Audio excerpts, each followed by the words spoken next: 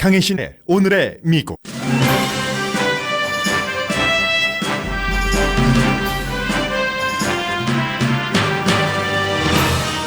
트럼프 대통령이 환태평양 경제동반자 협정 TPP를 재검토하라고 지시하자 긍정적 반응이 강합니다.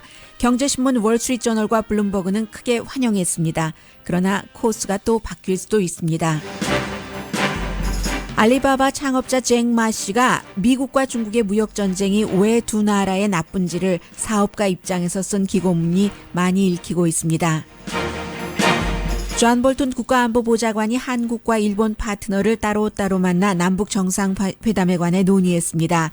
마이크 폼페오 국무장관 지명자는 인준 청문회에서 종전의 입장과는 달리 북한 정권 교체를 원한 적이 없다고 말했고 북한 핵을 외교로 푸는 게 최선이라고 강조했습니다.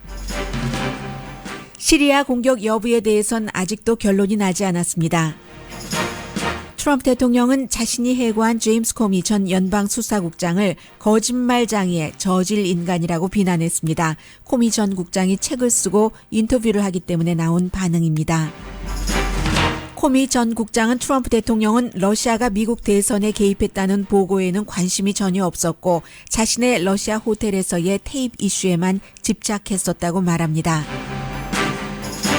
연방수사국이 특별검사 주도로 대통령 개인 변호사 사무실을 급습한 이유가 대통령 변호사가 평소 몰래 녹음했던 테이프를 입수하기 위해서라는 말이 들립니다.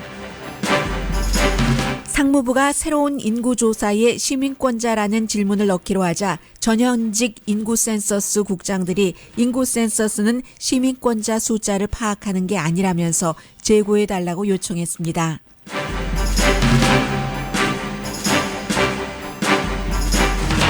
여러분 안녕하십니까? 오늘의 미국 강혜신입니다.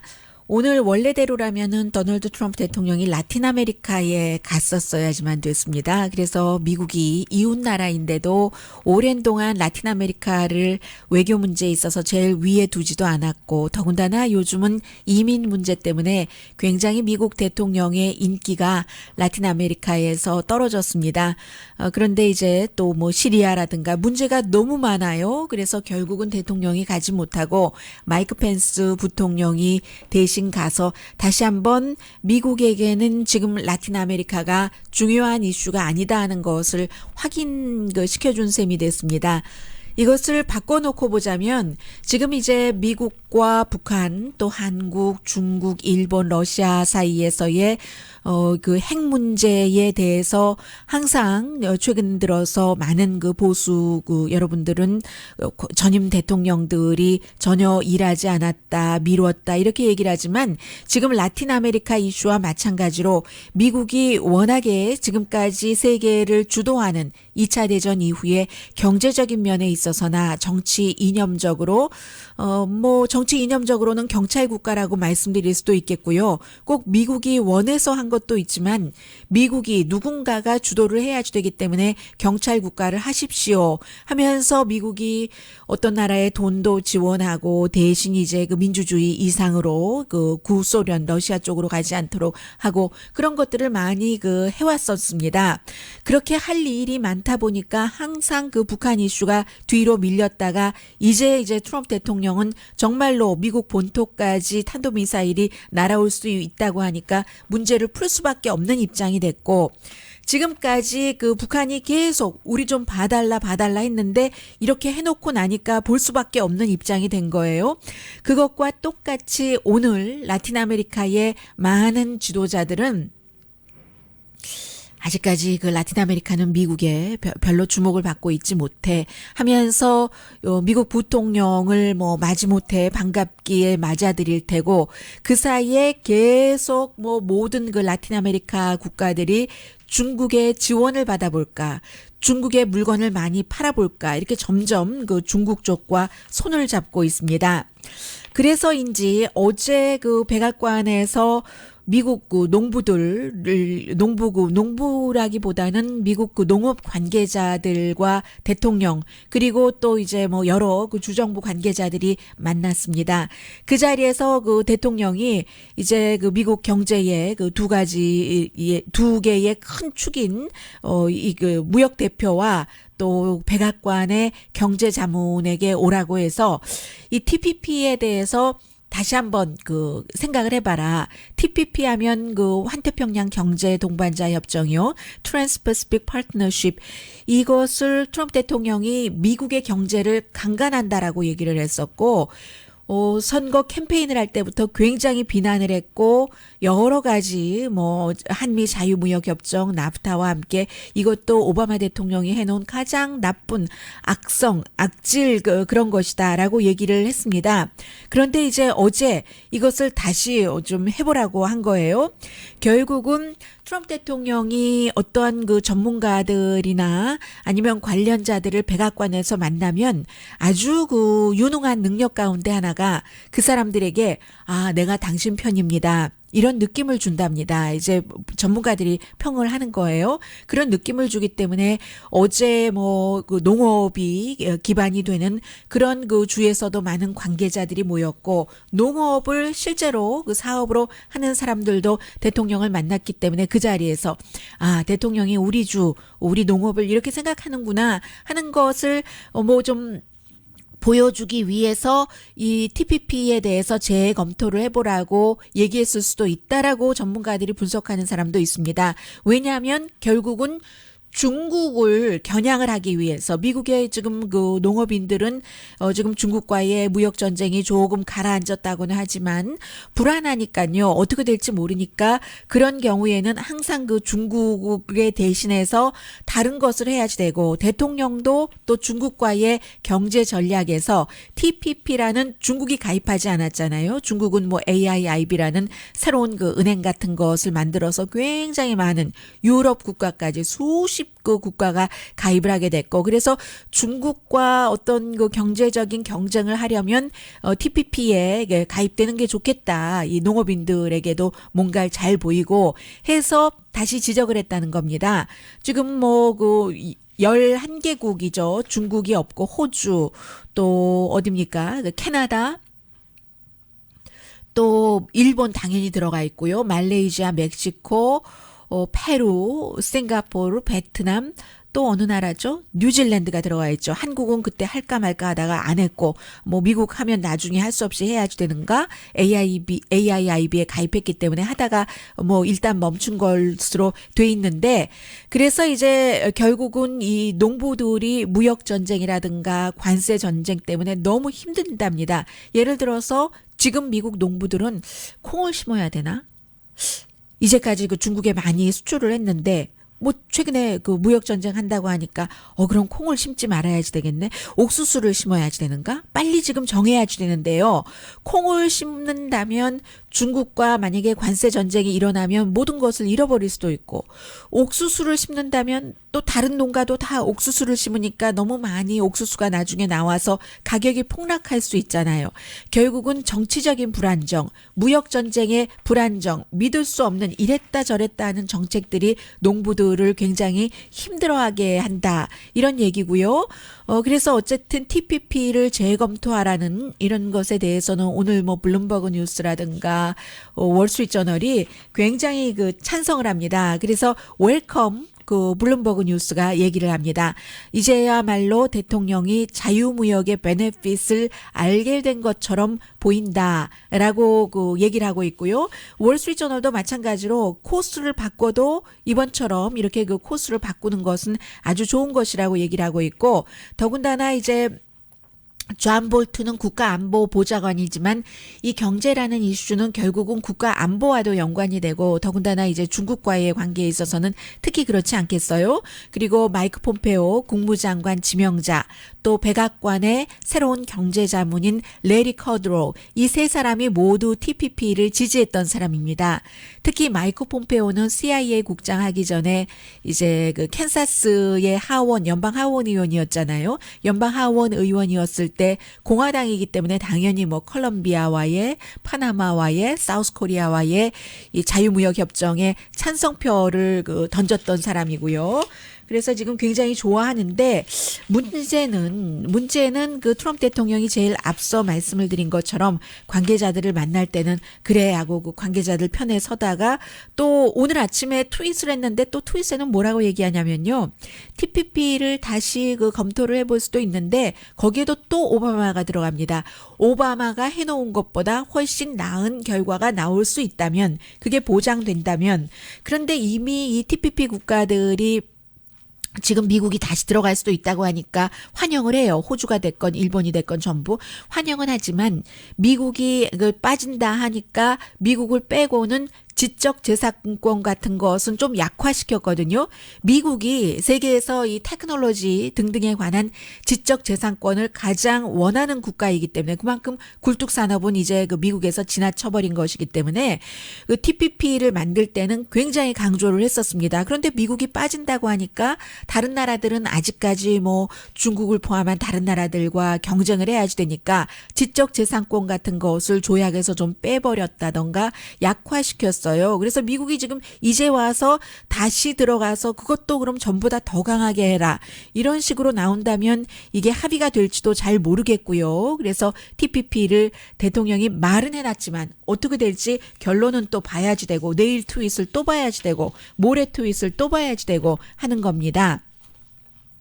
그리고 이 내용은 미국에서 굉장히 그 자세히 보도하지는 않았는데요. 그래도 뭐 거의 전하고는 있습니다. 뭐 워싱턴 타임즈, 샌프란시스코 크로니클을 포함해서 모든 언론들이 원래 정의용 그 청와대 국가안보실장이 존 볼튼 자신의 이제 그 파트너잖아요. 파트너를 로스앤젤레스 시간으로 수요일 그러니까 그저께 미국에 도착하자마자 만나기로 했어요. 그래서 이제 백악관에 갔는데 가기는 갔는데 그 백악관에 사무실이 있으니까요. 존 볼튼에 만나지를 못했습니다.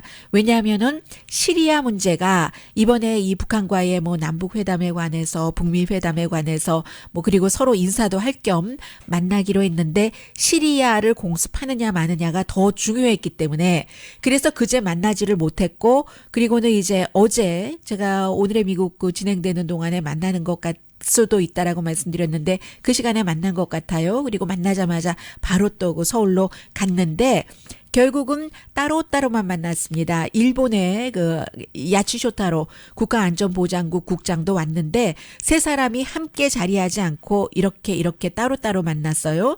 그래서 이제 4월 27일에 남북회담이 있지만 다음 주에 아베 신조 일본 총리와 미국 그 트럼프 대통령이 또다시 그 플로리다주에서 만나잖아요. 이것 역시 북한과의 대화를 그 준비하는 것이고요. 이 정도 그 미국에서도 전하고 있습니다. 또 그 마이크 폼페오 그 국무장관 지명자의 어제 그 상원 외교관계위원회에서의 인준 그 청문회에서는 본인이 매파가 아니라고 그렇게 강조를 했지만 실제로는 매파죠. 그러나 항상 그 사람이 지금 포지션이 바뀌잖아요. 이 사람이 원래 아주 그 보수적인 그 캔사스에서 군 출신이고요. 해병대인가 그럴 거예요. 군 출신이고 연방 그 하원 의원이었다가 CIA 국장으로 갔고 그리고 지금은 국무장관으로 가기 때문에 뭐 상원에서 뭐 투표를 인준이 무난히 통과될지는 모르겠습니다만은 그렇다고 보면은 그때는 워낙에 외교부의 장관이라는 게 외교로 중심으로 하는 것이기 때문에 입장이 조금 바뀔 수 있어요. 그런데 본인은 매파 아니라고 하지만 매파였어요. 그리고 북한의 정권 교체를 지지한 적이 한 번도 없다고 했는데 지지했어요. 본인이 여러 글도 썼고 말도 했고 했습니다. 그러나 뭐 입장이 바뀔 수는 있는 것이고요. 그러나 미국의 그 북한 공격은 재앙이라는 것은 나처럼 군 경험이 있는 사람은 안다. 이렇게 얘기를 했습니다. 그러나 그럼에도 또 불구하고 공격할 수 있는 가능성이 전혀 없다. 이렇게 말하지는 않았습니다. 그래서 이제 이런 부분도 이제 대통령에 대한 대통령의 그런 것을 실현시키는 게 국무장관으로서 가장 중요하다고 얘기를 한 사람이기 때문에 조율을 해나갈 것 같고 일단 그 본 것이고요. 그리고는 이제 가장 그 중요한 것 가운데 하나가 결국은 지금 미국으로서는 이 모든 것 때문에 이제 정의용 청와대 국가안보실장과의 미팅도 하루 연기를 했었어야지만 됐는데 방금 전에 한 20분쯤 됐을까요? 니키 헤일리 유엔 주재 미국 대사가 유엔에서 긴급 회의를 했습니다. 저는 자꾸만 전에 이라크를 미국이 침공하기 전이 생각이 났는데 그 당시에 콜린 파웰 전 국무장관이 이제 거기에 가서 유엔에 가서 본인은 물론 정보국이 다 준 자료죠. 그 당시에는 이제 도널드 럼스펠드라든가 국방장관이라든가 딕 체니 부통령이라든가 이런 강성의 사람들이 있으면서 외교 경험이 없는 조지 부시 대통령 취임하자마자 바로 이제 그런 일들이 일어났으니까요. 취임하고 나서 얼마 되지 않아서 그런 강성 아버지 때에 아버지를 도와서 일했던 부통령과 국방장관의 말을 듣고 그들이 취합한 증거를 가지고 콜린 파웰은 공화당이긴 하지만 좀 온건하잖아요. 이 사람이 사담 후세인이 살상 무기가 거기 있다 막 이렇게 주장을 막 해서 나중에 이제 사과도 했는데 그렇게 하고 이라크를 쳐들어갔었던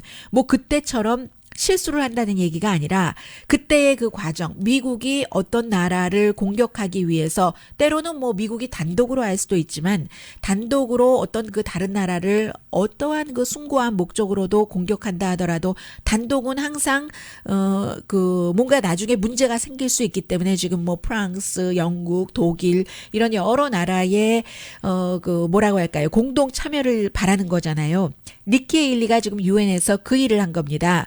나중에 얘기도 하고 러시아가 그렇게 가까운 시리아의 생화학 무기를 차단하지 못한 것은 전적으로 책임이 있다. 이렇게 얘기를 했거든요. 그럼에도 불구하고 지금 시리아에서 내전이 있어서 수십만 명 거의 50만 명이 숨졌다고 하고 인구의 반 정도가 지역을 옮긴다거나 왜냐하면 반군과 정부군이 싸우니까 국내에서 자리를 옮길 수도 있고 아니면 해외로 가고 시리아 난민이 얼마나 많아요. 인구의 반 정도가 이동을 했고 500만 명 정도가 해외로 나갔다는 얘기 아니에요. 이젠 더 이상 집계도 안 됩니다.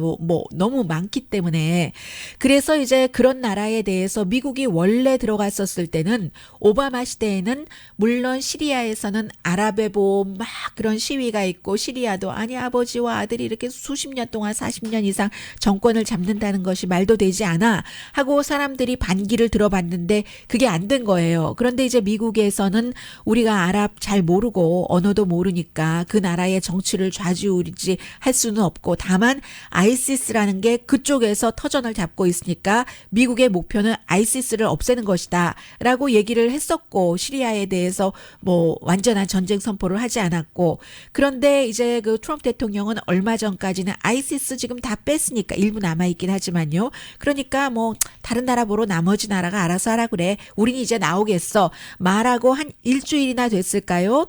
생화학 무기를 썼다 하니까 그럼 공격하겠다 하는 것인데 생화학 무기가 거기서 어느 로케이션에서 어떤 종류의 생화학 무기가 썼는지를 물론 미국의 전문가들이 다 숨진 사람들, 아픈 사람들의 샘플을 분석을 한 결과 생화학 무기가 쓰여졌다는 것은 이제 결론인 것 같은데 생화학 무기가 어떠한 종류고 그리고 러시아에서는 지금 반군이 썼다고 얘기를 하고 있고 시리아에서는 전혀 그런 일조차 일어나지 않았다고 얘기를 하는데 증명을 완전하게 지금 하지 못하고 있는 겁니다. 그래서 이제 지금 참 증명도 되지 않은 상황에서 대대적인 공격을 하기도 그렇고 부분적인 공격을 해봐야 또 별로 효과도 없을 것 같고 해서 오늘 내일 계속 지금 시리아를 어떻게 할 것인가 대통령이 이것이 문제로다 하고 있고 그 사이에 대통령 마음에 더 중요한 것은 제임스 코미입니다.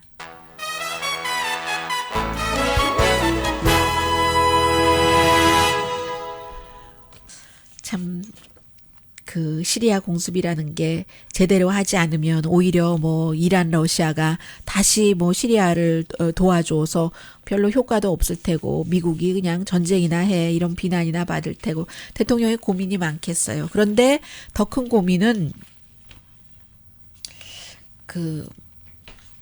제임스 코미 연방 수사국장이 책이 화요일 날 다음 주에 발표가 되는데 그 전에 지금 인터뷰를 많이 하기 시작을 했어요. 그래서 여기에 더 신경이 쓰일 것 같은데 이런 부분에 대한 그 미국 사람들의 생각이 있는 것이고 대통령의 생각이 있는 것이고 어쨌든 뭐 빅뉴스는 빅뉴스니까 잠시 뒤에 전해드립니다. 라디오 서울 방송 오늘의 미국 듣고 계십니다. 네, 오늘 그 마이클 코엔 트럼프 대통령의 개인 변호사 픽서라는 별명이 있는 모든 것을 다 고쳐주기 때문에 대통령의 주변에서 문제가 생기는 일들을 그 변호사 사무실, 집, 뭐 호텔이 다 급습당했잖아요. 그 뒤에는 특별검사가 있고 연방 수사국이 급습을 했고 그런 것들을 그 뉴욕의 맨하탄 그 남부 지방법원 판사가 영장을 발부를 했기 때문에 수색 영장인 거죠. 수색 영장을 발부한다는 것은 소환장보다 훨씬 강한 것이고 그리고 이제 그 증거 인멸을 할 수도 있다라고 생각을 할 때고요.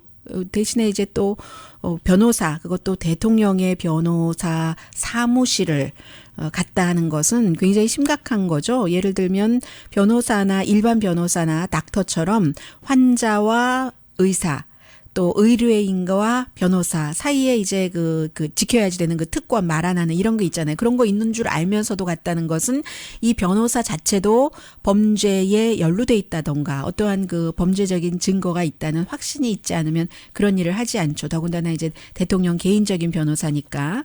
그런데 오늘 워싱턴 포스트 보니까 공화당이 지금 굉장히 걱정을 하고 있는데 이 마이클 코엔 변호사가 평소에 본인도 뭐 이제 뭐 택시 회사도 하고 한때는 뭐 택시 한 200대 가지고 하고 했대요. 그래서 이 사람이 이제 그 성인 영화 배우에게 그 입막음용으로 돈도 주고 한 사람 13만 달러요. 그 사람인데 이 마이클 코엔이 평소에 그 상대방 말을 몰래 녹음을 한답니다. 녹음을 해서 그 뭔가 그 증거로 제출은 못한다 하더라도 사용을 하는 거죠. 그래서 아마 트럼프 대통령과의 대화도 녹음했을지도 모르는 것이다. 뭐 이렇게 하고요. 트럼프 대통령도 마이클 코엔이 녹음을 하는 것을 알고 있다고 하고 이것을 이제 굉장히 지금 걱정하고 있다고 하고요. 그리고 이제 또 하나 제가 어제 여러분들께 전해드리지도 않았어요. 그런데 뉴스가 죽지 않고 계속 살아있네요. 그제부터 나왔던 건데 내셔널 인콰이어러가 대통령의 그 친구가 결국은 뭐 소유주인 그 회사인데 믿거나 말거나 하는 것 많이 내는요. 타블로이드. 내셔널 인콰이어러가 트럼프 대통령의 그 도어맨에게 3만 달러를 주고 결국은 뭐 스토리를 사고 버리고 사고 릴리즈, 캐치 앤 릴리즈가 있고 캐치 앤 그다음에는 킬 해버리는 게 있잖아요. 기사를 사고는 내지 않았다 하는 겁니다. 러브 차일드가 있다는 그런 얘기예요. 트럼프 대통령이 가정부와의 사이에서 뭐 아이를 낳았다. 이것도 사실은 뭐 확인되지 않은 내용이라는 건 말씀드리고요. 그래서 트럼프 대통령이 굉장히 지금 골치가 아픈데 제일 중요한 것은 어하이어 로열티라고 해서 제임스 코미 5월 달에 해고당한 연방 수사국장 캘리포니아주 그 산타모니카에 있는 연방 수사국 그 본부 그 산타모니카 블루버드에 있어요. 프리웨이에서 내리면 바로 그 옆에 있는 그 거기서 이제 그 뭔가를 얘기를 하다가 텔레비전 보고 누군가 가르쳐줘서 여기 잠깐만 나와보세요. 해서 옆방으로 가서인가요? 가르쳐줘서 그 말하다 말고 연설하다 말고 중단하고 왔다는 것 아니겠어요? 그런데 본인은 해고 통지서를 대통령의 그 수십 년 바디가드에게 그 FBI 본부로 전했고요. 그 제임스 코미가 사실은 해고하게 된 이유를 대통령이 인터뷰할 때 러시아 스캔들을 계속 수사하기 때문이다. 그리고 더군다나 이번에 그 러시아 스캔들로 기소가 됐던 첫 번째 국가안보국장 마이클 플린 그 러시아 사람들을 만나고 안 만났다고 거짓말 쳤기 때문에요. 그 사람에 대해서 할 수 없이 해고를 할 수밖에 없었는데 대통령이 해고하고 나서도 계속 그 러시아 관련을 수사를 하니까 대통령이 그 놔줘라 그 사람 놔줘라 해서 결국은 이제 그렇지 않고 계속 수사를 하니까 해고 당했다 하는 게 이제 제임스 코미의 주장이고요. 대통령도 한번 그 텔레비전 인터뷰에서 러시아 때문이다라고 얘기를 한 적이 있습니다. 그 뒤에 그 뭐 여러 가지 얘기들을 대통령이 끊임없이 또 그 트위터를 통해서 제임스 코미를 비난을 했고 제임스 코미는 언젠가 이제 곧 책이 나오니까 미국 사람들은 누가 더 정직하고 누가 거짓말을 하는지 판단을 할 것이다라고 얘기를 했는데 290페이지짜리 29달러 99센트짜리 책이 나오는데 미리 조금씩 지금 나오고 있어요. 그래서 미국의 그 규범과 전통에 큰 손상을 입히는 산불과 같다. 트럼프 대통령이 비윤리적이고 진실이라고는 없고 가치 개념도 없고 뭐 자아와 개인 충성 이런 것만 요구하는 사람이다. 뭐 크건 작건 그냥 거짓말만 한다. 뭐 이런 얘기를 했어요. 제임스 코미가.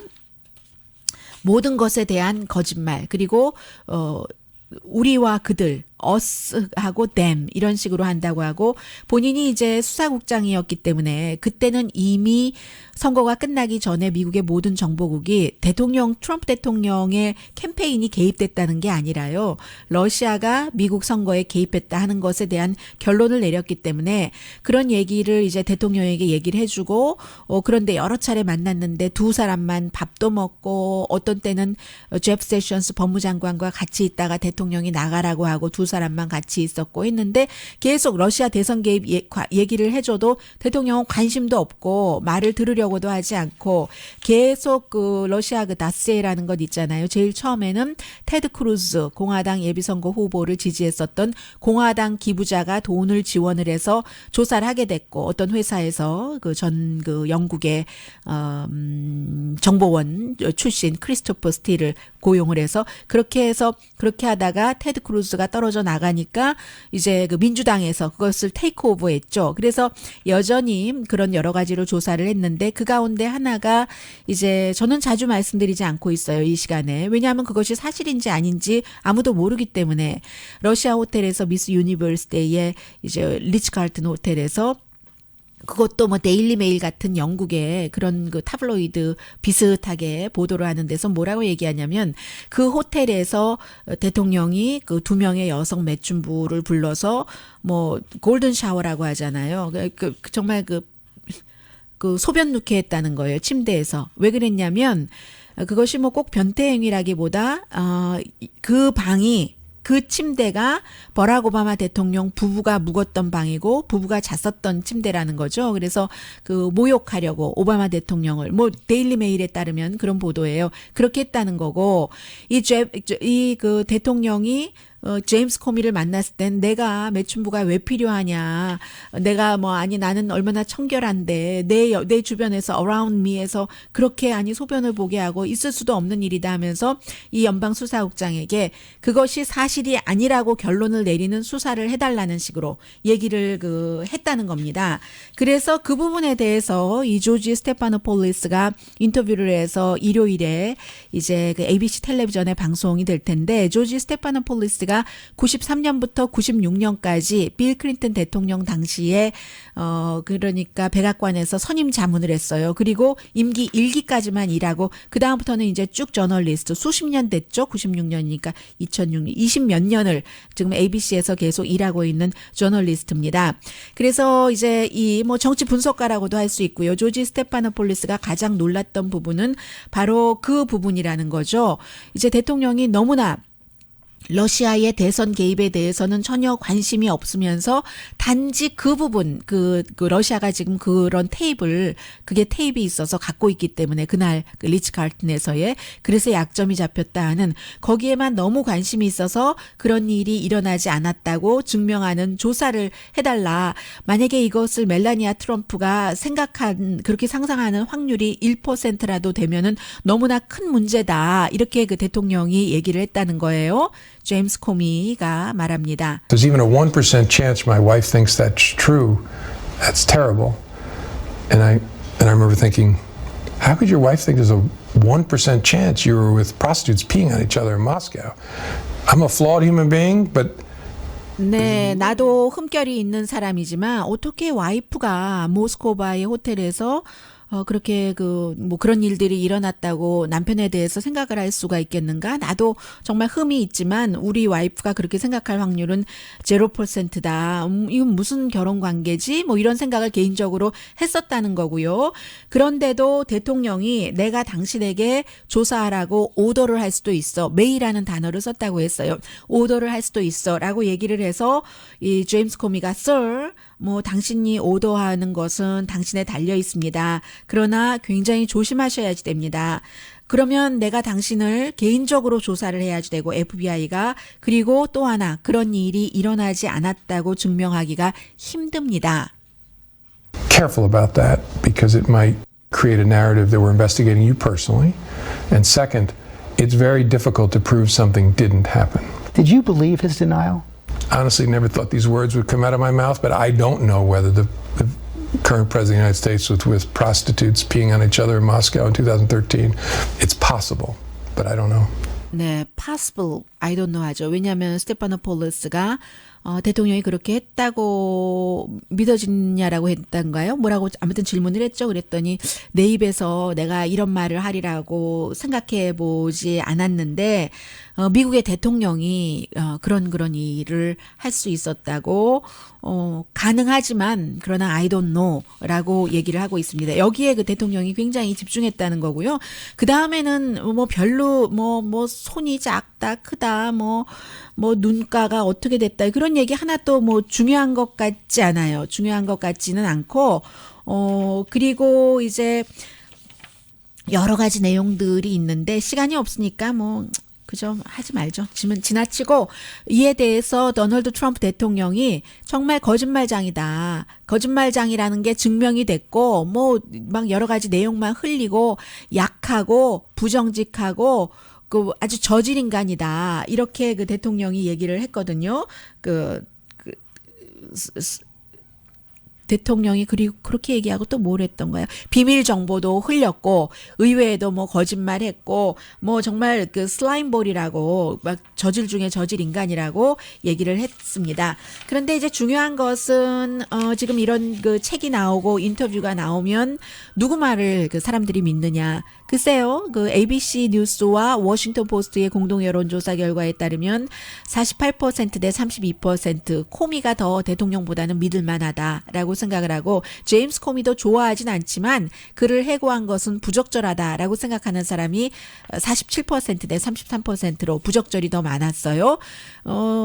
그리고 특별검사가 러시아 이런 문제는 계속 조사를 해야지 된다라는 사람이 69%, 대통령의 비즈니스 문제도 조사해야지 된다는 사람 64%, 또 돈 준 것, 허쉬머니 여자들에게 준 것도 58% 조사해야지 된다고 하는데 여자들이 더 많아요. 이런 것에 다 하는 것. 그리고 그런데 더 중요한 것은 대통령을 지지하는 사람들은 제임스 코미가 얘기하는 모든 것들을 거짓말이라고 생각하는 사람들이 많고요.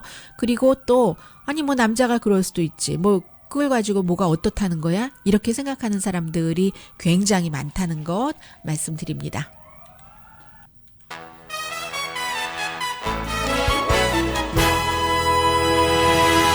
라디오 서울 방송 오늘의 미국 듣고 계십니다. 네, 지금 어제 이틀 동안 그 페이스북의 CEO 상원과 하원에서 청문회에서 여러 가지 얘기했는데 결국은 페이스북이 그 데이터를 본인들이 직접 판 것은 아니지만 이렇게 저러한 방법으로 본인들 모르게 어카운트 홀더나 어카운트 홀더의 친구 모르게 이제 정치적으로 이용당했다 하는 그 부분에 대해서 설명 잘하고요. 아주 극박하게 어떤 강력한 테크놀로지 업계에 대한 규제는 없을 것 같아 보입니다. 사생활보호법을 아무튼 만들긴 만들겠죠. 이런 인터넷상에서.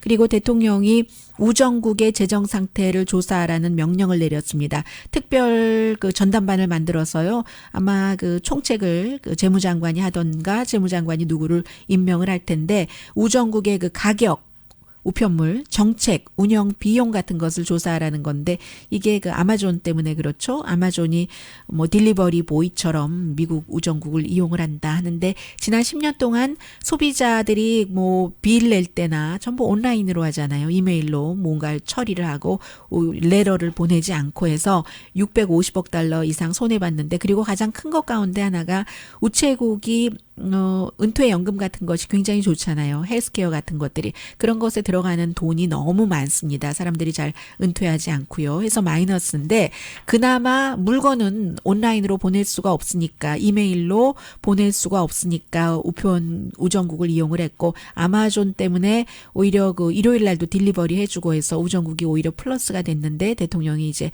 제프 베조스 너무 싫어하고 아마존이 우정국을 이용을 한다 해서 아마 이 같은 그 특별 타스크를 만들라고 한 것 같습니다. 어제 그 월스트리트저널에 쓰여졌었던 건데 제가 미처 전해드리지 못했었고 다시 읽어봐도 굉장히 좀 심플한 것 같아서 전해드리겠습니다. 지금 미국과 중국의 무역전쟁 같은 것이 조금 그 잦아든다 해서 이제 미국에서 대통령이 강하게 나가니까 또 시진핑 중국 국가주석이 좀 가라앉았다. 이런 지적들도 있고 이제 미국식의 해석이죠. 중국에서는 그런 그 미국식의 해석에 대해서 우리 그 중국은 그것이 미국의 그러한 트럼프 대통령의 반응에 대해서 반응을 한 것이 아니라 원래 예정됐었던 그런 경제 포럼에서 시진핑 중국 국가주석이 얘기를 했잖아요. 앞으로 이제 뭐 외국 기업에 대해서도 좀 오픈하고 뭔가를 좀 하겠다 뭐 등등 그런 것들이 중국의 오랜 그 계획에서 있었던 것이다. 중국 정부가 아주 공식적으로 얘기를 했어요. 그리고 잭마라는 사람은 정말 뭐 돈도 없이 알리바바 등을 일으킨 사람이기 때문에 미국과 중국이 무역 전쟁을 하면 양국이 다 잃어버릴 거다 하는 기고문을 월스트리트저널에 보냈거든요. 중국은 그동안 수출 중심이었던 것은 분명하고 미국은 지난 30년 동안 중국이나 아시아에 아웃소싱을 했었던 것이 사실입니다. 대신에 미국은 혁신 또 개혁 그 테크놀로지, 브랜드 같은 것으로 살았고 중국은 미국이 주도하는 세계화에 때문에 굉장히 그 개발을 많이 했습니다. 그래서 가장 큰 수출국이 됐고 무역 그 흑자를 이루었습니다. 대신에 미국 소비자들이 아주 싼 상품, 중국 상품을 샀고 미국의 회사들도 중국 때 굉장히 그 아웃소싱 등을 해서 이득을 봤는데 그게 애플이죠. 예를 들어 중국과 한국은 부품을 팔거나 마지막 조립을 하는데 애플 같은 경우는 2017년 480억 달러 수익이 있었는데 이런 모든 것들이 중국과도 다 일을 해서 했던 거고 이게 뭐 그렇다고 해서 미국의 이득인 것 아닙니까? 결국은 뭐 아웃소싱 같은 얘기를 하는 것 같아요. 미국은 대신에 테크놀로지의 리더 국가가 아닙니까? 중국도 점점 국민의 생활의 질이 높아졌고 그래서 앞으로 중국도 이제 아주 그 좋은 음식 또 좋은 물건들, 화장품, 건강식품 이런 것을 원하는데 이런 때 중국과 미국이 무역전쟁을 하면 어떻게 되겠는가. 중국은 지금까지의 수출국에서 소비국으로 바꾸려는 이런 그 찰나에 미국이 보호무역주의만 한다면 미국에도 굉장히 나쁜 일이 될 겁니다. 미국 스몰 비즈니스에도 나쁜 일이 될 겁니다. 이 알리바바 같은 경우는 중국뿐만이 아니라 미국 스몰 비즈니스 업자도 도와주고 싶습니다.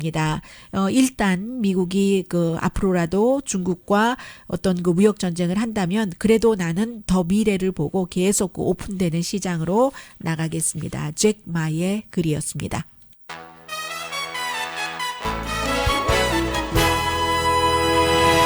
라디오 서울 방송 오늘의 미국 듣고 계십니다. 블룸버그 뉴스의 사설 하나 전해드릴까요? 센서스는 시민권에 관한 것이 아니다라는 게 요지입니다. 또 센서스는 당파 이슈도 아니고 미국에 사는 모든 사람들에 관한 겁니다. 그래서 과거에 시민권자냐고 물어봤던 적도 있지만 지난 70년 동안은 모든 가정에 다 이제 여러 가지를 물어보는 거잖아요. 미국을 아는데 이보다 더 좋은 조사는 없습니다. 물론 이제 그것으로 인해서 인구 배당으로 해서 하원 의원의 의석도 다 하고 그래서 어쩌면 그 공화당에서 또 시민권자냐고 물어보는지도 모르죠. 또 공화당 의석을 늘릴 수 있으니까 적어도 얼만큼은.